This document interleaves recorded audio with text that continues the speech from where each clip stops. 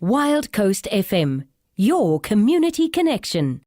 Sandy assist. Friends in the studio today. Good morning, Sandy. Hi, Wayne. How are you? Fine, thanks, and you? Good, thanks. And hello to everybody listening out there. Nice to be here. You're still cooking?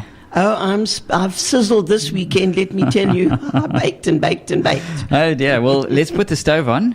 Yes. And then we can really get sizzling. Okay, what are we going to sizzle today?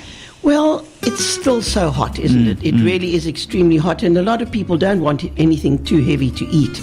So I've got a recipe for a lovely Greek salad tart. Okay. So that's a little bit different. You've got a little bit of body there, but then you've just got your Greek salad. And it's very easy to make. Nice for a lunch dish. So what you need is a roll, a 400-gram roll of puff pastry, 2 packets of cherry vine tomatoes. Those are the little tomatoes, okay? 2 tablespoons of olive oil, salt and milled pepper, 1 cucumber halved lengthways and seeded. You take the seeds out. 2 tablespoons of capers, which are the little green goodies that you can buy, and it does make a difference. 1 disc feta cheese, cubed, 2 tablespoons of fresh basil, and 3 tablespoons of olive pesto. Now that's also readily available in the stores.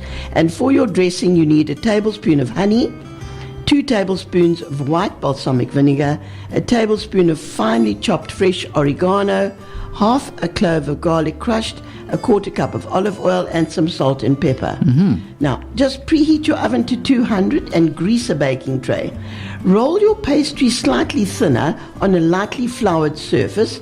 You can keep it in a rectangular shape, or you can cut it into an oblong shape. I usually just leave it in a rectangular shape.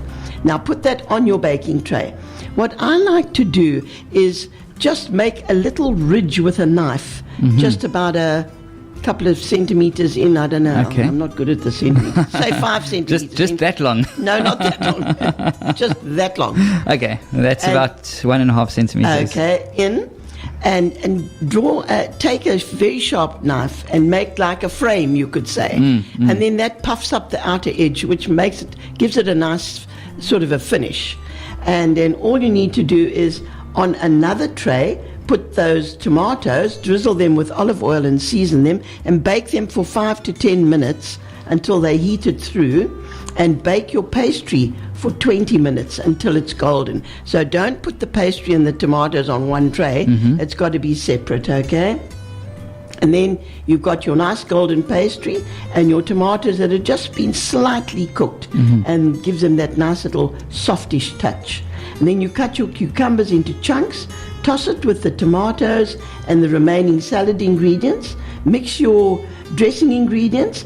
Now you spread the pastry with the pesto, and you top it with the salad and drizzle it with the dressing. And you've got a delightful Greek salad, but it's on puff pastry. Okay. And you cut that into squares and have it for a light lunch. And I think it's really something different. Wow. Okay. And you know, with the heat at the moment, you want something to fill you. Yes, but not. It mustn't warm you up and and make you feel absolutely full. Because then you want to sleep for the afternoon and it's too hot to sleep. Right. So you've got all these problems. Problems and problems. And now I've still got my grandchildren with me from Somerset West, and of course they also are not too hungry. It's too hot, it's too this, it's too that, and you're thinking what to cook. But of course, what is very popular? Chips. Nana, can you make us some chips? Okay. As in potato chips? Yes. Excuse me. Nana's not very happy to make potato chips, but let me tell you, this is a nice, easy way to make them. They come out nice and crunchy, and they make really nice chips. So you need 1.5 kgs of potatoes, peeled and cut into thick chips. I make thick chips. So you need about 2 liters of vegetable oil for frying, some salt and pepper. And what you do is place your raw chips in a saucepan of salted water and bring it to the boil. You cook them for about 5 to 10 minutes until the edges begin to soften.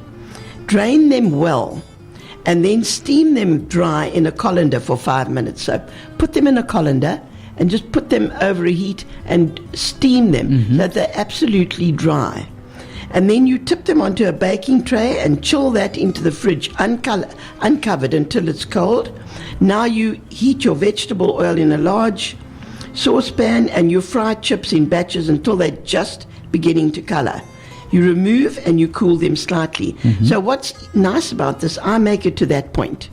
They're half cooked actually. And when the kids come in and say, Nana, what about some chips? Then all I do is then bring the oil up to the temperature again and fry the chips again until they're golden and crisp, and drain them on kitchen paper and season and serve them immediately. So you've got some really nice... And they're nice and warm and hot and That's fresh. right, and fresh and nice and fluffy on the inside, which is nice, and then got that nice crunch on the outside. Okay. So it's a jolly good idea to do it that way. And it's not that difficult, really. So if you want to treat the kids for lunch, make them that. And if you really feel like going the healthy way, get a piece of fish from the fish shop and serve it with that. And it saves you having to make the fish, you know, which is always... And with the sea temperature being as cold as it's been the last couple of days, I say your best bet would be the fish and chip shop. Yes, I see. Down Because you're our way, not catching anything. No, you're right. Not many people are catching anything. But there's another thing that I'd just like to share is a real nice tartar sauce, which you would serve with the fish. With the fish. Yes. You mix a half a cup of good mayonnaise with a quarter cup of chopped gherkins, 2 tablespoons of chopped capers, 1 finely chopped boiled egg, and 2 tablespoons of Dijon mustard, and then 2 tablespoons each of flat leaf parsley and dill. You can buy those herbs at the fresh veg section at Spar here, and you season with salt and pepper and add lemon juice to taste. Mix that all together. It's a delightful tartar sauce, really nice. And you know, to be quite honest with you, my kids like to even dip their chips in there, so it's good for them. It becomes a chip and dip. It becomes a chip and dip, so that's a good idea. And that's another meal all on its own. Absolutely. So we can think of things like that. Okay, and you do have a pudding type surprise. I've got a bit of a surprise. Pudding for us. Yes. I Well, like it. I've got a sugar-free peanut butter milkshake. Wow. Nothing like the Emerald Vale stuff, of course. But this is really something nice. Now, of course, the kids have enjoyed it tremendously. And it's not too sweet, and it's quite good for you. Yeah. And I suppose you could call it a type of a smoothie as well. And for this, you need to slice and freeze a large ripe banana. So what I do is I actually have quite a few bananas sliced and frozen in the freezer. In the deep freeze. And then you take it out as you need it to make these things. And you place your frozen banana, a cup of low-fat milk. And I don't use low-fat milk. I use the normal milk. But if you want to use unleaded, then... You can use it, yes. 3 tablespoons of peanut butter. Okay. And 2 tablespoons of cocoa powder. And you put that in a blender and blitz it until it's smooth and creamy. And then you pour it into serving glasses and serve it chilled. And it is absolutely delicious and very healthy. Okay. Actually, I mean, use your banana is good for you, and your peanut butter is good for you. So we're getting away with a health kind of thing. And could you... You're going to laugh at this. I think you know where this is going. Could you put chocolate into it? Yes, you could. Look, it's got cocoa powder in it. But you could put chocolate into it as well. Yes, of course, why not?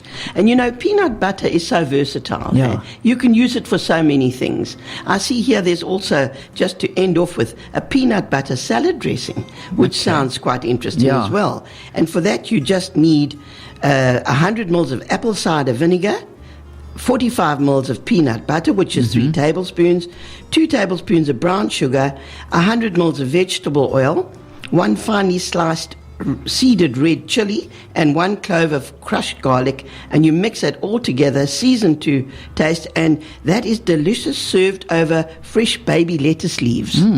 So that's something totally different. But you know, peanut butter is a strange animal because for instance, I don't like peanut butter on bread.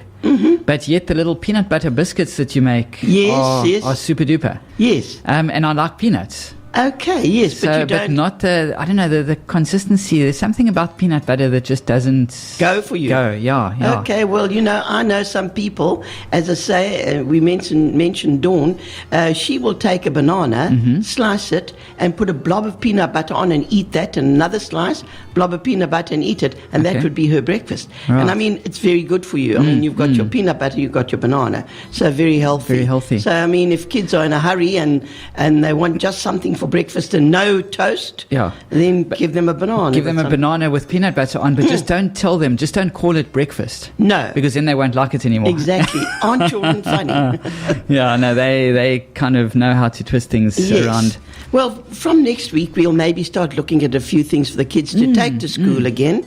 And with this hot weather, we're going to try and look for some chilled things and something nice and cooling. Because I remember also, you always had these fun things that you could put into the kiddies' lunchboxes and things. And one forgets about them. Now, you do it once or twice, then you forget and you don't do it again. But we'll look into that and have a look and see what we can have to entice children to have something to eat. And also something that's wholesome. Yes, they're energetic, they're on the go the whole time. You need to give them the energy to get through the day. Oh, well, looking forward to that. Yes, anyway, guys, have a wonderful week. And thank you all for listening. And we'll chat again next Tuesday. There we go, Sandy. Thank you very much. And next time.